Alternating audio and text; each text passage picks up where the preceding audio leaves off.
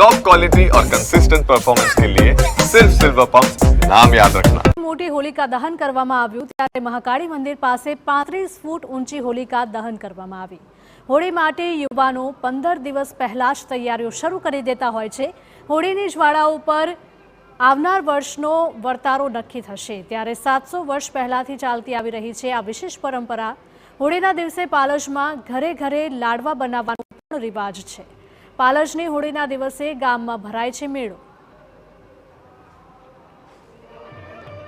સૌથી મોટી હોળી છે તે પ્રગટી ચૂકી છે અને હોળીની જે જ્વાળાઓ છે તેના ઉપરથી આવનારું વર્ષ કેવું રહેશે, ચોમાસું કેવું રહેશે તેની આગાહી થતી હોય છે અને ખાસ કરીને આગાહીકાર અંબાલાલ પટેલ આપણી સાથે છે। કાકા, જે રીતના હોળી પ્રગટી ચૂકી છે જ્વાળાઓ ઉપરથી શું માની શકાય આવનારું વર્ષ કેવું રહેશે?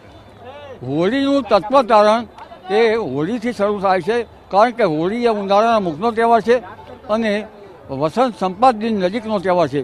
સામાન્ય રીતે અત્યારે વસંત સંપાદ દિન 20મી તારીખે આવે એ તો નજીક ગણી શકાય, 13મી તારીખ બરાબર છે।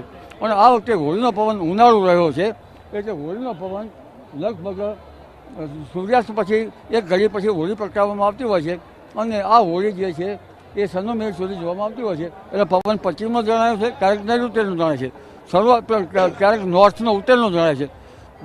શરૂઆતમાં પવન નૈઋત્ય પશ્ચિમનો જણાતો હતો, પરંતુ અત્યારે પવન પશ્ચિમનો જણાય છે।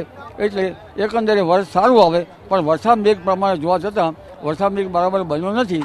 એટલે જે ચોમાસું આવશે એ અરબ સાગર અને બંગાળ ઉપસાગરમાં બનતા સાયક્લોન અને સર્ક્યુલેશનના કારણે, હલનચલનના કારણે આવી શકવાની શક્યતા રહે છે। ભિન્ન ભિન્ન ભાગોમાં જે સાયક્લોન બનશે અને તેની ગતિવિધિ ભૂભાગો ઉપર અપર વિન્ડ ઉપર આવશે, તેના કારણે ચોમાસું આ વખતે અનોખા પ્રકારનું રહેવાની શક્યતા રહે છે। હાલમાં જોવા જઈએ તો ઉનાળુ પવનના કારણે લગભગ ગતિવિધિ સારી રહી શકે, પરંતુ અખાત્રી જે એક સવા હાથની લાકડી લઈ અને તેનો પડછાયો જોવામાં આવતો છે। જો પડછાયો ઉત્તર તરફ જાય તો સૂર્ય હિન્દ મહાસાગર નમેલો હોય તો પણ ચોમાસું સારું આવે। અખાત્રીના પવન પરોળીય પવન જોવામાં આવતો હશે। શરૂઆતમાં તો સાનુકૂળતા રહી છે, પણ અખાત્રી જે કેવો પવન રહેશે તેનો આધાર રહેશે।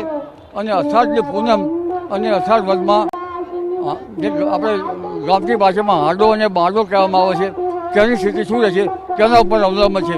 અત્યારે હાલ તો પવન સારું રહેશે અને ચોમાસું કદાચ 8 થી 10 આની આવવાની શક્યતા ગણી શકાય। જી કાકા, રોગચાળાની વાત કરીએ કે ગરમીની વાત કરીએ, કઈ પ્રમાણેનું રહેશે?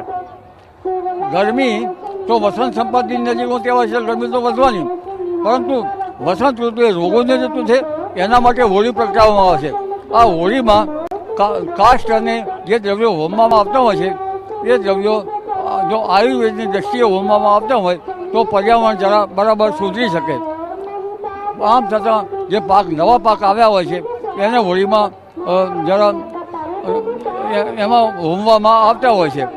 એટલે ચોમાસું જે છે જે આ હોળી જે છે એ ગરમીના કારણે કફ નીકળી જાય એ હોય છે, એટલે જે રોગોની ઋતુમાં આ તહેવાર યોગ્ય છે। પરંતુ તારીખ 20મી માર્ચ પછી સૂર્ય સાહેબમાં આવતા સૂર્યની કાંતિ 0 થશે અને 21મી જૂને સૂર્યની કાંતિ 23.5 થશે। જેમ જેમ કાંતિ વધતી જશે તેમ તેમ ગરમી વધતી જશે। એ ગરમી લગભગ 20મી માર્ચ પછી ધીરે ધીરે વધે અને 20મી એપ્રિલ પછી થોડીક વધુ વધે।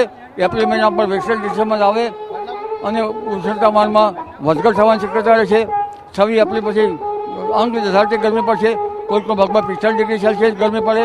10મી માર્ચ પર આરબને આંધી આવશે, કાળી આંધી ચડી આવશે, ઘણી આંધીઓ વાશે અને આ આંધીઓ ઘણી આંધીઓ પછી ચોમાસું ખેંચી લાવતા હોય છે।